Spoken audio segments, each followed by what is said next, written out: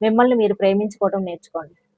First పూర్వకాలంలో అయితే మన పెద్దవాళ్ళు పరోపకారం చేయమని చెప్తా ఉండేవాళ్ళు. అది కూడా చాలా మంచి కాన్సెప్ట్ అండి.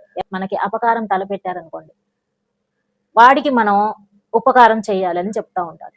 కానీ ఈ రోజుల్లో అలా మారిపోయింది కదా! మనకెవరైతే ద్రోహం తలపెట్టారో వాళ్ళకి మనం ఉపకారం చేయాలని చూసినా సరే, వాళ్ళు మనల్ని శత్రువుగానే భావిస్తారు. అంతెందుకు అసలు మన గురించి కంప్లీట్‌గా తెలిసిన వాళ్ళే ఒక్కొక్కసారి మన మీద నిందలు వేస్తూ ఉంటారు. మనల్ని వదిలేయాలని చూస్తా ఉంటారు.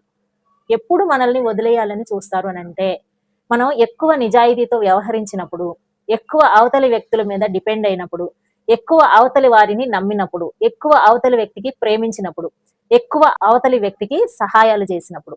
ఇలా చేసినప్పుడు వాళ్ళకి మనం చులకనగా అనిపిస్తూ ఉంటామండి. ఒక్క ముక్కలో చెప్పుకోవాలి అనంటే, ఎక్కువగా మనం ఒక వ్యక్తితోటి టైమ్ స్పెండ్ చేస్తూ ఉన్నామనుకోండి, వాళ్ళకి ఏదో ఒక రోజు మనల్ని చూసినప్పుడు బోర్ అనిపిస్తుంది.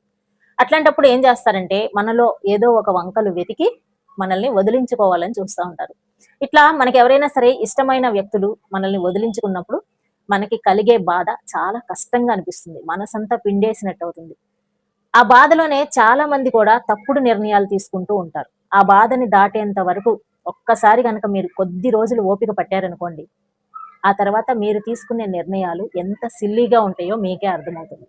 ఒంటరితనం వచ్చినంత మాత్రాన ఇప్పుడేంటంట మనకి నష్టం? ఎన్నో ఉన్నాయి చేయటానికి. మంచి పుస్తకాలు చదువుకోవచ్చు, సంగీతం వినొచ్చు. ఒక చిన్ని మొక్కని తీసుకొచ్చి నాటి చక్కగా నీళ్లు పోసి 10 రోజుల తర్వాత అది పెద్దదయిందనుకోండి. చూసుకొని మనం ఎంత మురిసిపోవచ్చో కదా! ఇట్లాంటి చిన్ని చిన్ని విషయాలు చేసుకుంటూ మనం మనకి ఆవహించిన ఒంటరితనాన్ని పారద్రోలవచ్చు. మీతో మీరు స్నేహం చేసుకోవచ్చు. మీలో ఉన్న ఒక మంచి మిత్రుడితో మీరు స్నేహం ఖచ్చితంగా చేయవచ్చు. వేరే వాళ్ళలాగా మిమ్మల్ని ఎప్పటికీ కూడా వదిలేయాలని చూడకుండా ఉండే ఒకే ఒక మిత్రుడు మీరు మాత్రమే. కాబట్టి మీతో మీరు స్నేహం చేసుకోండి. ఒంటరితనం ఎప్పుడైతే మీకు బాధను కలిగిస్తుందో, అప్పుడు ఆ ఒంటరితనాన్ని పాజిటివ్‌నెస్‌గా మార్చుకొని జీవితంలో ముందుకెదగటానికి చూడండి.